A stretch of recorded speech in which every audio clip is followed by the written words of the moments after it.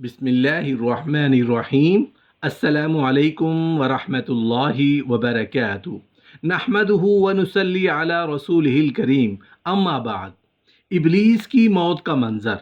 ملک الموت ابلیس کی روح کیسے قبض کریں گے؟ محترم ناظرین، اس میں کوئی شک و شبہ والی بات نہیں، بلکہ یہ تو ہمارے رب کا فیصلہ ہے کہ جو روح پیدا ہو چکی ہے بہرحال اسے مرنا ہی ہے۔ قرآن کریم میں اللہ تبارک و تعالی ارشاد فرماتے ہیں کہ ہر نفس کو موت کا ذائقہ چکھنا ہے، یعنی کائنات کی ہر جاندار کے لیے اللہ پاک نے موت کا وقت اور جگہ متعین کر رکھا ہے۔ اس سے کسی کو چھٹکارا نہیں ملے گا اور نہ ہی کوئی اس سے بھاگ سکے گا۔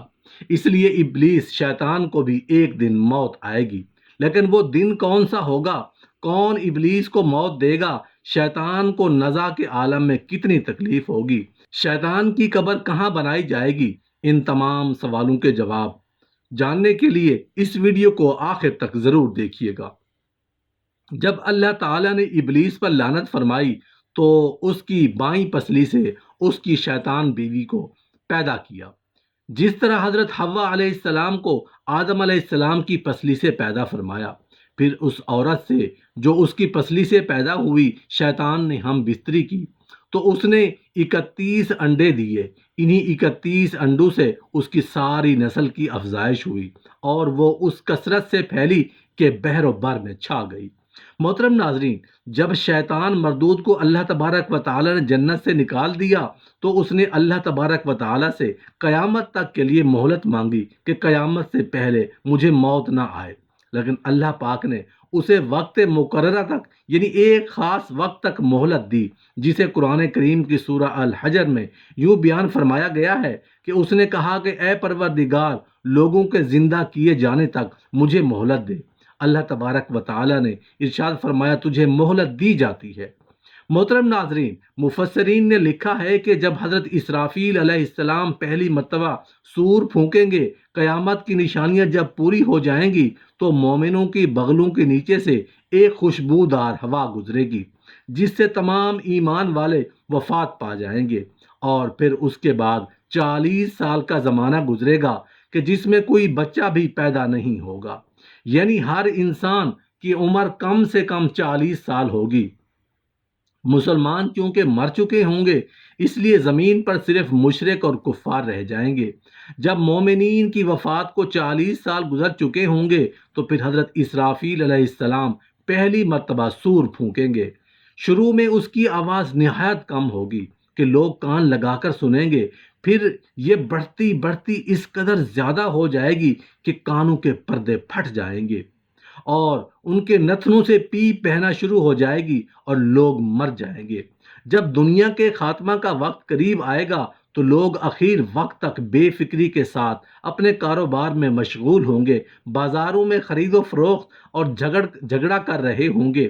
اتنے میں یکا یک ایک ہولناک آواز سنائی دے گی جس کی ہیبت سے دنیا کے آدھے لوگ بے ہوش ہو کر گر پڑیں گے اور 3 دن تک بے ہوش پڑے رہیں گے، اور آدھی مخلوق کی یہ کیفیت ہوگی کہ دیوانہ وار حیرت زدہ ایک جگہ کھڑے کے کھڑے رہ جائیں گے، اور اسی آواز کی ہیبت ان پر طاری رہے گی۔ پھر آسمان سے ایک ہیبت ناک رعد کی ایسی گرج بلند ہوگی جس کا کڑکا تمام مخلوق کو ہلاک و فنا کر دے گا، اور اس وقت روئے زمین پر کوئی جن و انسان اور جانور پرندوں میں سے باقی نہیں رہے گا، اور اسی روز وہ مدت ختم ہو جائے گی جس کی مہلت اللہ تعالیٰ نے شیطان کو دی تھی۔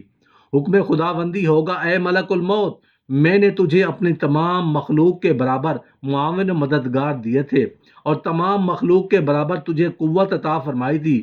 آج میں تجھ کو قہر و غضب کا لباس پہناتا ہوں اور اپنے قہر و جلال کی پوری طاقت سے شیطان ملعون کو ہلاک کروں گا۔ میں تجھ کو اس پر مسلط کرتا ہوں۔ ابتدائے عالم سے آج تک تو نے تمام جن و انسان پر روح قبض کرنے میں جس قدر سختیاں کی ہیں اس سے 1000 درجے زیادہ اس ملعون پر سختی کرو۔ تیرے ہمراہ جہنم کے 70,000 فرشتے ہوں گے جن کے اندر پورا غیظ و غضب بھر دیا ہے۔ ہر ایک فرشتے کے ہاتھ میں آگ کی زنجیر اور آگ کے طوق ہوں گے۔ اس ملعون کی روح کو اس کے ناپاک جسم سے جہنم کے 70,000 ٹکڑوں کے ذریعے نکال دو۔ دربان دوزخ مالک کو حکم ہوگا کہ جہنم کے دروازے کھول دے۔ یہ حکم الہی سن کر حضرت اسرائیل علیہ السلام ایسی غضبناک صورت میں زمین پر آئیں گے کہ اگر زمین و آسمان کی تمام مخلوقات اس وقت ان کی صورت دیکھ لے تو دہشت سے پانی پانی ہو جائے۔ ابلیس لعین کے پاس پہنچ کر اسے للکاریں گے، وہ ملعون آپ کی آواز سنتے ہی بے ہوش ہو کر گر پڑے گا۔ اس وقت حضرت ملک الموت کہیں گے، اے خبیث، آج تیری میعاد ختم ہو گئی، اب میں تجھے موت کا مزہ چکھاؤں گا اور اسی قدر اذیت دوں گا جس قدر تو نے لوگوں کو بہکایا ہے اور جس قدر جماعتوں کو گمراہ کیا ہے اور جس قدر طویل عمر تو نے پائی ہے۔ اب تیرے لیے کوئی پناہ نہیں۔ یہ سن کر شیطان مشرق و مغرب میں بھاگتا پھرے گا اور سمندروں میں پناہ لے گا، لیکن اسے ہر جگہ ملک الموت کی صورت نظر آئے گی۔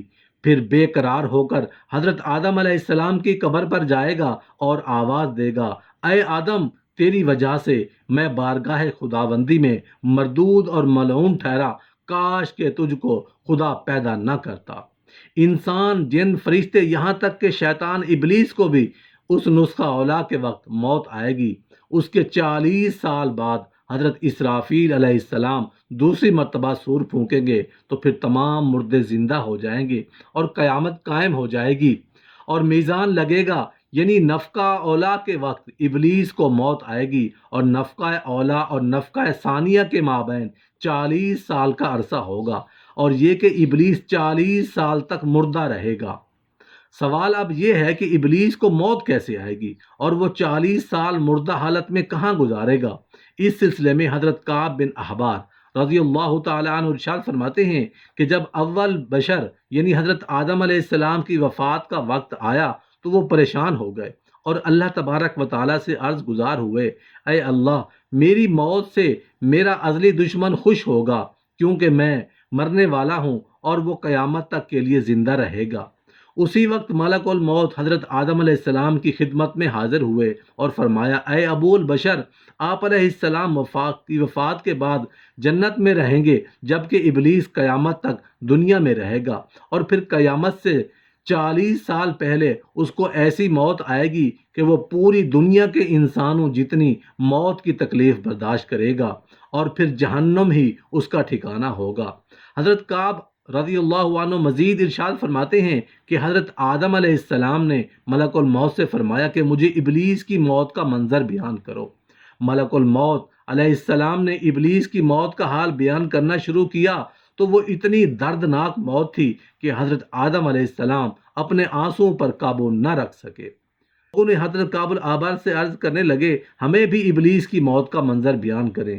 حضرت کعب رضی اللہ عنہ نے ابلیس کی موت کا منظر یوں بیان فرمایا، اللہ تبارک و تعالی ملک الموت سے فرمائے گا، میرے غضب اور غصے کا لباس پہن کر جاؤ، ابلیس کی روح قبض کرو اور ابلیس سے تمام انسانوں اور جنوں سے زیادہ سختی کرنا۔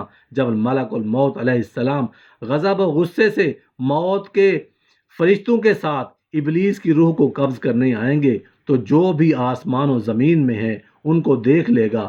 جب ملک الموت علیہ السلام ابلیس کے پاس پہنچیں گے، دھاڑے مار مار کر روئے گا، پھر شیطان کو موت کی تکلیف دی جائے گی جو کہ ساری مخلوق کی تکلیف سے بھی زیادہ ہوگی۔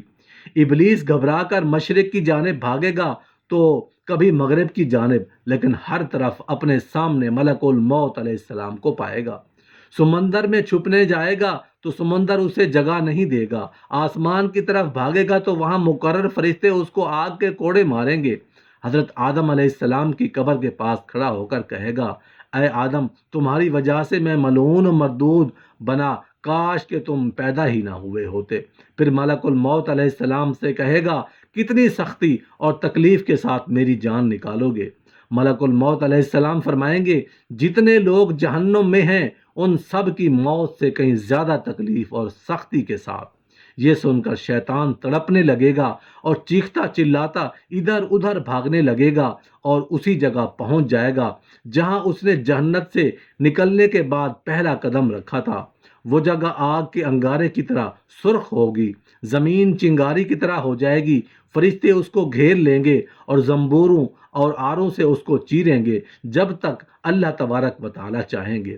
اس وقت تک حالت نزا اور موت کے غصے کا شکار رہے گا اور وہاں جہنم کی سنگیاسیاں لگی ہوں گی، ان سنگیاسیوں سے تڑپا تڑپا کر اس کی جان نکالی جائے گی۔ حضرت آدم علیہ السلام سے کہا جائے گا ذرا اپنے دشمن کو دیکھو کس طرح ذلت کے ساتھ مر رہا ہے۔ وہ دیکھ کر کہیں گے یا اللہ تو نے ہم پر اپنی نعمت مکمل فرما دی۔